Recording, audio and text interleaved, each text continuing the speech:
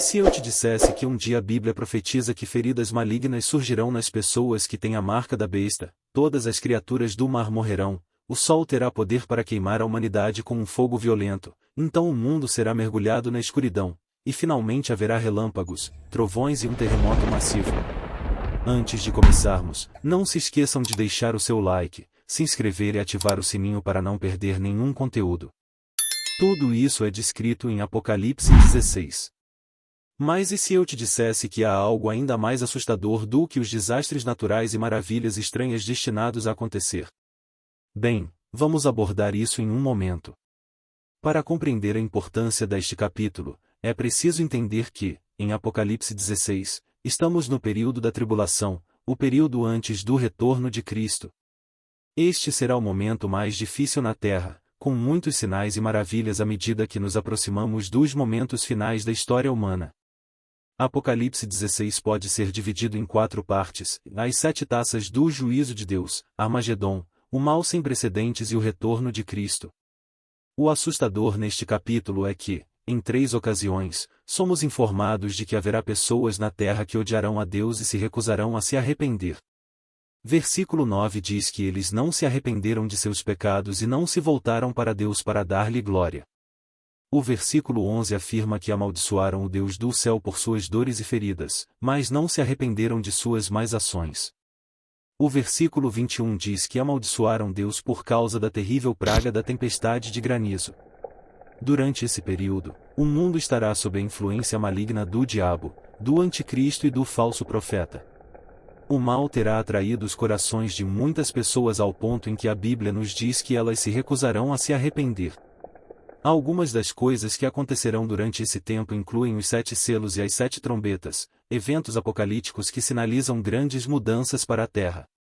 Em Apocalipse 11, 2 homens misteriosos, acreditamos serem Elias e Enoque, aparecem no mundo, profetizando por 1260 dias, mas serão odiados pelas massas porque proclamarão o Evangelho de Jesus Cristo. No capítulo 13, incríveis profecias bíblicas ganham vida e a besta, que é o anticristo, sofre uma ferida fatal, mas se recupera milagrosamente. A besta trava a guerra contra o povo santo de Deus, a marca da besta é imposta, e a perseguição cristã será mais prevalente e severa do que nunca na história.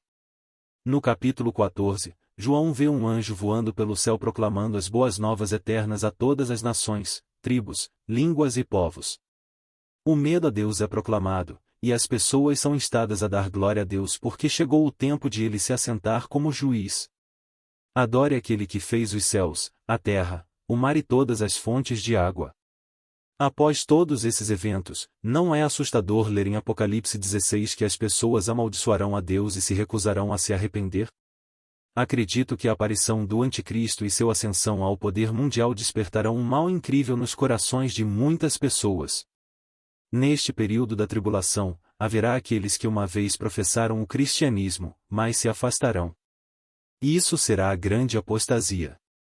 Haverá cristãos que cederão ao medo e à pressão da sociedade e aceitarão a marca da besta.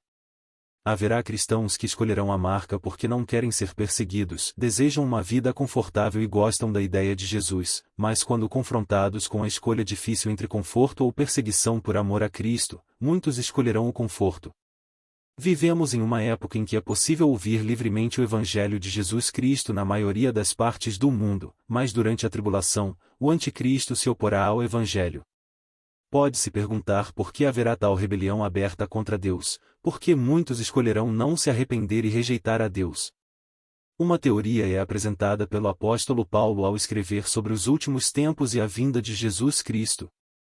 Ao falar sobre o anticristo, ele escreve em 2 Tessalonicenses 2 versículo 6, agora vocês sabem o que o detém, para que ele seja revelado no seu devido tempo. Paulo nos apresenta a noção do detentor, indicando que há uma força restritiva sobre o anticristo. Existem diferentes visões entre os estudiosos da profecia bíblica sobre a identidade do detentor. Primeiro, o detentor pode ser Miguel, o arcanjo. Em segundo lugar, o detentor pode ser a igreja, com base na ideia de que enquanto a igreja não for arrebatada, o anticristo não será revelado. A terceira possibilidade é o Espírito Santo. Aqueles que acreditam que é o Espírito Santo argumentam que a presença indwelling do Espírito Santo é o que impede o poder da impiedade e do anticristo de serem revelados. Pessoalmente, acredito que é o Espírito Santo. Com essa possibilidade de que a identidade do Espírito Santo é o detentor, faz sentido ver um endurecimento nos corações de muitos em Apocalipse 16. Isso ocorre porque, além de ser o detentor, o Espírito Santo também trabalha nos corações das pessoas para convencê-las do pecado e levá-las ao arrependimento. Mas em Apocalipse 16, vemos pessoas que rejeitam a Deus, até mesmo o amaldiçoam e se recusam a se arrepender. Acredito que isso se deve em parte ao fato de que o Espírito Santo operará de maneira diferente durante esse período. O Espírito Santo 2 anos depois, o faraó teve 2 sonhos perturbadores que ninguém conseguia interpretar. Foi então que o copeiro lembrou-se de José. José foi chamado à presença do faraó e interpretou os sonhos, revelando que haveria 7 anos de fartura, seguidos por 7 anos de fome. O faraó colocou José como governador do Egito para administrar a reserva de alimentos durante os anos de fartura.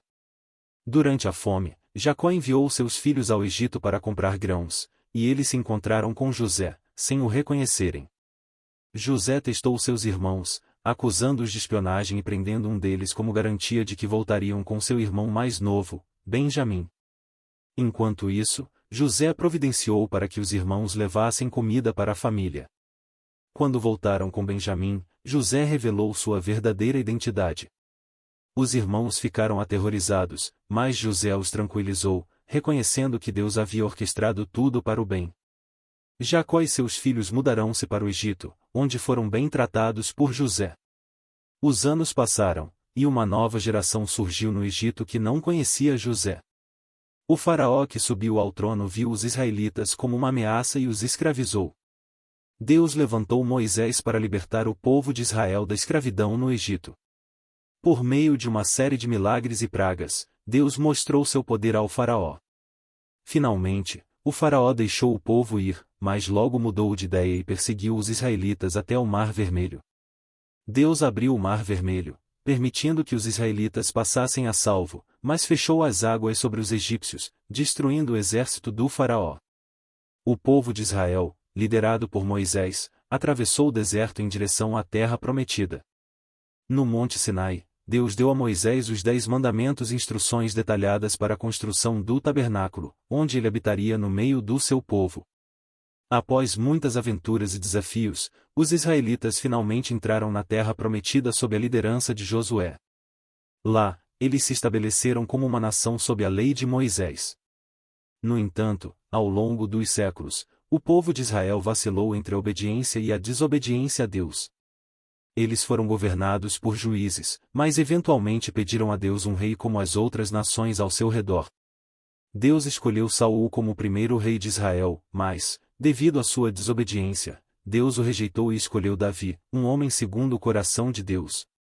Davi reinou com justiça e estabeleceu Jerusalém como a capital de Israel. Deus fez uma aliança eterna com Davi, prometendo que um de seus descendentes sempre governaria sobre o trono.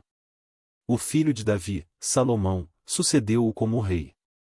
Salomão construiu o magnífico templo em Jerusalém, mas, devido à sua idolatria e apostasia, Deus dividiu o reino após sua morte. Israel, ao norte, foi levado ao exílio pela Assíria, enquanto Judá, ao sul, mais tarde enfrentou o mesmo destino nas mãos da Babilônia.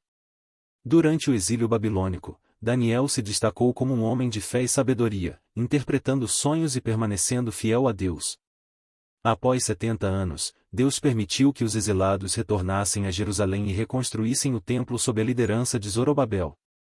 Mais tarde, Neemias liderou a reconstrução dos muros de Jerusalém. O Antigo Testamento registra as palavras dos profetas, mensageiros escolhidos por Deus para chamar o povo à fidelidade, advertindo sobre o juízo futuro e prometendo a vinda de um Messias Redentor. Ao longo dos séculos, as profecias foram sendo cumpridas, e a esperança messiânica cresceu. Então, no cumprimento do tempo, Deus enviou seu Filho ao mundo. Jesus Cristo, o Messias prometido, nasceu de uma virgem chamada Maria em Belém. Ele cresceu em Nazaré, trabalhou como carpinteiro e iniciou seu ministério aos 30 anos. Jesus ensinou sobre o reino de Deus, realizou milagres, curou os doentes. Ele foi crucificado, venceu a morte ressuscitando ao terceiro dia e instruiu seus discípulos a pregar o Evangelho em todo o mundo. A Igreja se expandiu rapidamente, ultrapassando fronteiras e desafiando perseguições. Essa é uma visão resumida da narrativa bíblica, culminando na promessa da esperança messiânica e na realização da salvação através de Jesus Cristo. Estará ativo, mas acredito que seu trabalho será muito mais diferente do que durante o período anterior ao arrebatamento. É por isso que veremos um endurecimento nos corações de muitos, pois Deus derrama 7 juízos sobre a terra, e mesmo após isso, as pessoas ainda serão frias para com Deus. Para dar uma perspectiva do que esses juízos são, o primeiro afeta apenas aqueles que receberam a marca da besta, causando feridas dolorosas. O segundo faz com que todas as criaturas do mar morram. O terceiro transforma todas as fontes de água doce em sangue. O quarto permite que o sol queime as pessoas com fogo. O quinto é uma escuridão horrível que cobrirá a terra. O sexto é quando o rio Eufrates seca, preparando o caminho para o diabo, o anticristo e o falso profeta prepararem os líderes mundiais para a batalha final do Armagedon. Finalmente, no sétimo, ouvimos as palavras "está feito", significando que esta taça completará a ira de Deus durante a tribulação, causando um terremoto mundial maciço. Agora, imagine que, após tudo isso, o último versículo deste capítulo é que as pessoas amaldiçoaram a Deus por causa da terrível praga da tempestade de granizo. Não podemos falar sobre Apocalipse 16 sem mencionar Armagedon. Em Apocalipse 16h16, a Bíblia diz: "E os espíritos malignos reuniram todos os governantes e seus exércitos em um lugar com o nome hebraico Armagedon." Armagedon só pode ser descrito como a guerra de todas as guerras. O anticristo reunirá todas as pessoas sob sua influência maligna, formando exércitos para travar guerra contra o povo de Deus. Com tudo isso dito, eu pergunto a você: e se Jesus voltasse hoje, você estaria pronto? Você conseguiria dizer que seu coração está firmemente voltado para Cristo? Se o anticristo fosse revelado hoje, que tipo de cristão você seria? Seria o tipo de cristão que aceitaria a marca porque não quer ser perseguido por Cristo, quer uma vida confortável, gosta da ideia de Jesus, mas, quando confrontado com a escolha difícil entre conforto ou perseguição por amor a Cristo, muitos escolherão o conforto.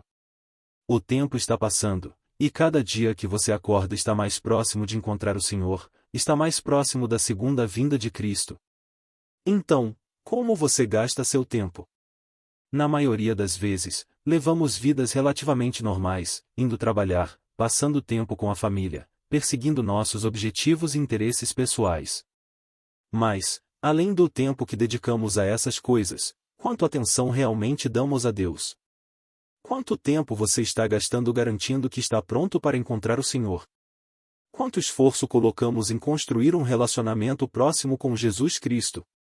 A pergunta que estou tentando fazer é: você realmente está vivendo para Jesus Cristo, ou está contente em viver a vida e simplesmente colocar Jesus Cristo ao lado de tudo e todos os outros?